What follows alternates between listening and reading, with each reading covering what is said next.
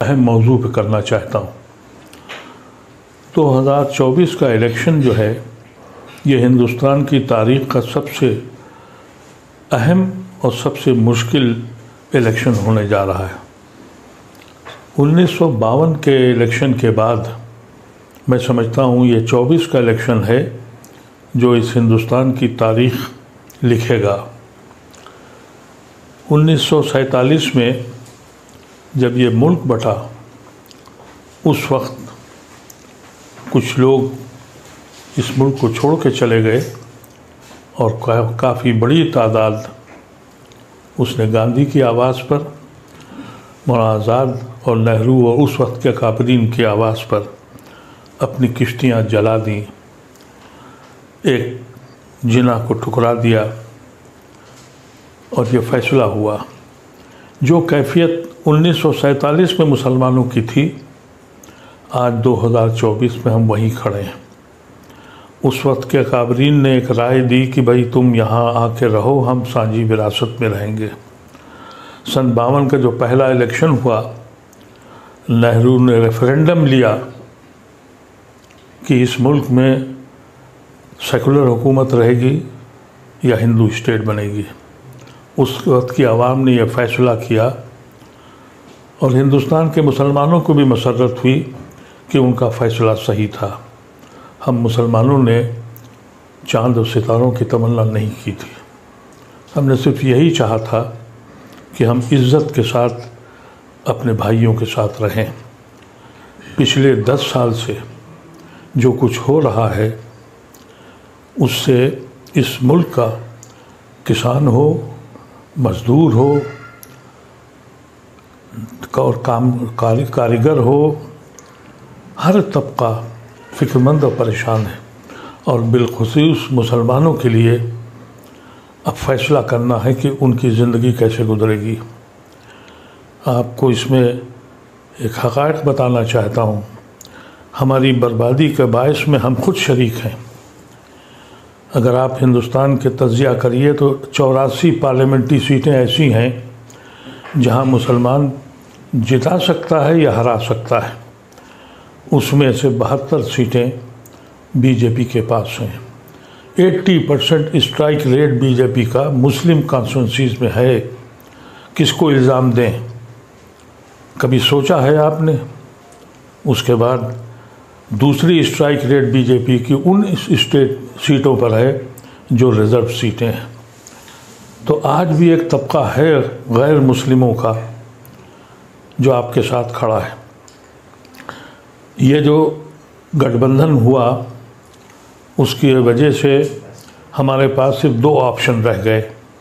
एक ऑप्शन ये है कि अगर हमें इस मुल्क को बचाना है और इस मुल्क से हमारा ताल्लुक़ यहाँ के आइन और संविधान से है, एक तबका खड़ा हुआ है कि हम संविधान बना बचाएंगे और दूसरा तबका ये कहता है कि हम संविधान बदलेंगे।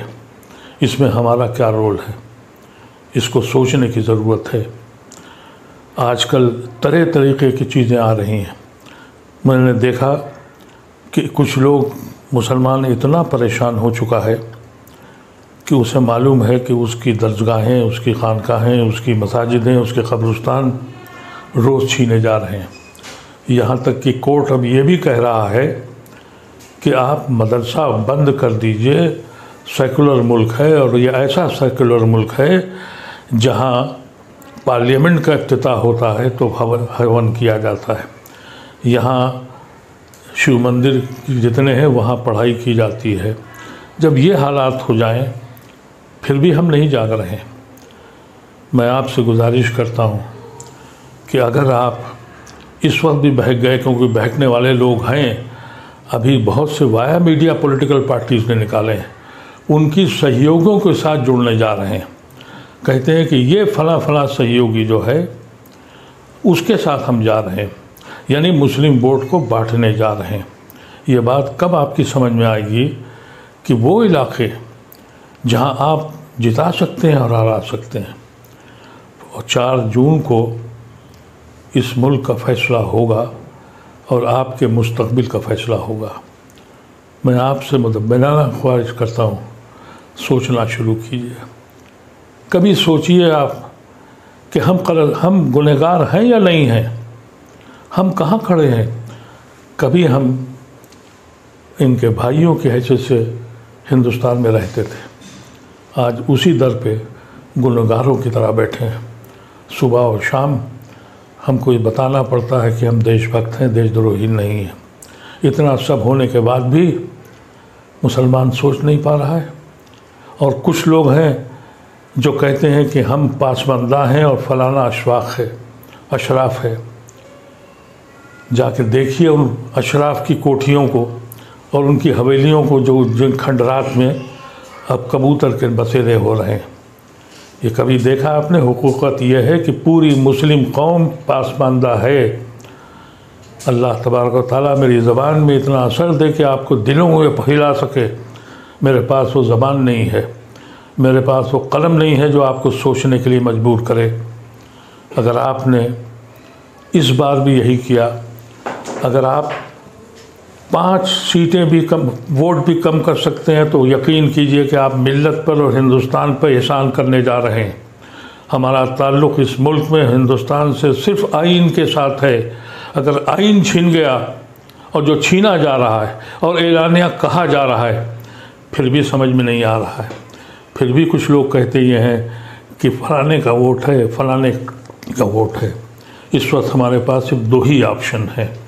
एक ऑप्शन ये है कि हम उन लोगों के साथ जाएं जिन्होंने आइन को बचाने की कोशिश की है, और उन लोगों की मुखालफत करें जिन्होंने हमें धोखा दिया है और जिन्होंने अपने मकसद के तहत जाके एनडीए के साथ गए हैं। इन लोगों को ख़ास तौर से आप अंदाज़ा कर लें कि इनके ख़िलाफ़ आप मुत्तहिद हो जाएं। अगर आप अपनी 84 सीटों में से 50 और 60 सीटें भी कम कर सकते हैं, तो ये मुल्क भी बच जाएगा और आप भी बच जाएंगे। अगर आपकी बात मेरी समझ में आ जाए तो खुदारा अपने साथियों से कहिए, उन तक पैगाम पहुँचाइए। यकीन कीजिए कि अगर आपने 5 वोट भी कम कर दिए तो ये कार खैर है, ये हमारा मुल्क बच जाएगा। मेरा दीन भी कहता है कि जालिमों के हाथ रोको, तलवारों से अब नहीं रोक सकते, वोट से रोक सकते हैं। एक जालिम जिन्होंने इस मुल्क को, ज़मीन को जहन्नुम बना दिया, और हम अपने घरों पर बैठे हुए हैं। अब बैठने की ज़रूरत नहीं है। अब सिर्फ ये फैसला कीजिए, कोई हो, अगर ये जीत गए तो जो लोग आपके साथ हैं ये भी हमको किस्मत के हवाले करके छोड़ जाएंगे। कितने छोड़ गए, कुछ तो दौलत की लालच में, कुछ खौफ की लालच में। और अगर ये दोबारा जीत गए तो फिर वो जो बचे के जो सेकुलर हिंदू आपके साथ खड़े हैं, ये भी आपका दामन छोड़ देंगे। फिर आपके बच्चों का क्या हश्र होगा। और अगर आप जीत गए, इनको रोक लिया आपने, तो आपका वक़ार बुलंद हो जाएगा। आज आपकी हैसियत क्या है? कोई पॉलिटिकल पार्टी आपको घास नहीं डालती, आपको बुलाती नहीं है। यहाँ तक कि जो मुस्लिम कॉन्स्टिट्यूंसीज़ हैं वहाँ पर भी गैर मुस्लिमों को देती है और मजबूर है उनको जिताने के लिए। ऐसी शक्ल में एक बात सोचिएगा ज़रूर, और इस बात पर सोचिएगा कि ये एक आदमी जो बीमारी के बाद अपनी उम्र के साथ और बीमारी के साथ जिसकी आँखें अपने रब से मिलने को बेचैन हैं, ये उसका आखिरी इलेक्शन है। मैं इलेक्शन का कैंडिडेट नहीं हूँ, लेकिन अपनी मिल्लत की तरफ देखता हूँ तो दूर दूर तक कोई दिखाई नहीं पड़ता। सारे इख्तलाफात छोड़ दीजिए, सारी जमातें छोड़ दीजिए, अशराफ और पासमानदा छोड़ दीजिए। सिर्फ़ एक फ़ैसला कीजिए कि इस मुल्क के कानून को, इस मुल्क के आइन को बचा लीजिए। हमारे बुज़ुर्गों ने इसी आइन की रोशनी में हमने अपने मुल्क को, एक मुस्लिम मुल्क को छोड़ दिया था। इतना सोचना ज़रूरी है। बहुत बहुत शुक्रिया। अगर आप मेरी आवाज़ से आप मुतमईन हो तो खुदारा अपने आवाज़ को दूसरों तक पहुंचा दीजिए और इस पर सोचिएगा, सोचिए और फ़िक्र कीजिए और अमल कीजिए।